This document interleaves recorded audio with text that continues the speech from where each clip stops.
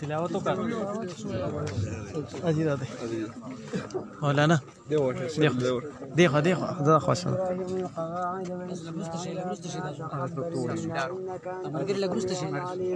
ربنا واجعلنا مسلمين لك ومن ذريتنا أمة مسلمة لك وأرنا مناسكنا وتب علينا إنك أنت التواب الرحيم ربنا وبعث فيهم رسولا منهم يتلو عليهم آياته ويزكيهم ويعلمهم الكتاب والحكمة ويزكيهم إنك أنت العزيز الحكيم سبحانك اللهم وبحمدك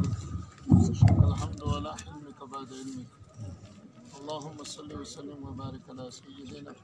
محمد وآله وصحبه من الدليل الأبد على ما تعلق من الله عز وجل يا رب کائنات استاد یو کور افتتاح کیږي دا طلبه او دا نیکان صالحان خلک دي دا علما دي دا د افتتاح ډېره مبارک وکړي الله دې دې ته د قبولیت فیصلې وکړي د دې ضرورت څومره دي د طبي خدماتو پوره کړي خدای دې باندې بندې دروازې کولاوي سخت زړونه د دې دپاره نرم کړي الله د هر قسمو فتنو نه او د شر نه حفاظت خدای تا نه غواړو د حکومتونو د شر نه وساتي د نفس اماره د شر نه وساتي شیطانانو د شر نه وساتي د هر قسمه فتنو نه ظاهري او باطنو نه وساتي خدای څومره ضرورت دي د غیب نه پیدا کړي ته امداد وکړي یو څو دعا تاسو دعاګانې وفرمایلې الله پاک دې خپل دربار کې قبول او منظور کړي او الله دې د دین عظیم مرکز وګرځي وسایل دې ورته الله د غیب نه الله مهیا کړي او الله پاک دې ټول علاقې دپاره ذریعه د خیر او د دارینو الله وګرځي او الله پاک زموږ ټولو نه رضا شي څوک چې به دې جاني مالي خدمات کې الله دې خپل دربار کې قبول او منظور وفرمایي تاسو الہ العالمین دا جمعات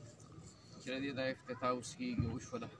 الہ العالمین دا په ظاهري طور باندې اعلی طریقې سره آباد کړي دې لپاره وسایل مهیا کړي او د اعمالو په انداز باندې خدای دا آباد کړي دا مدرسه آباد کړي او د دې څومره منتظمین دي الہ العالمین هغې ته توفیق ورکړي څومره متعلقین دي هغوی دنیا د آخر خوشحالۍ نصیب کړي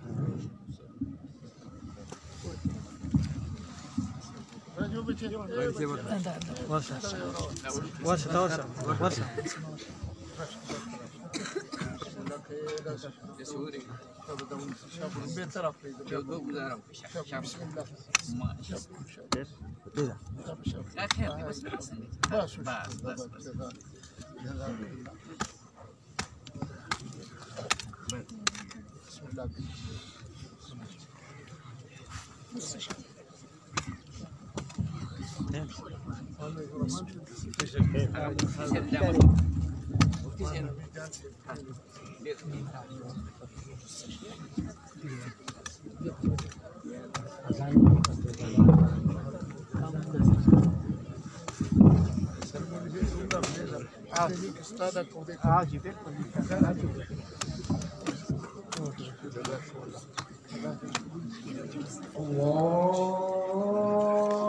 الله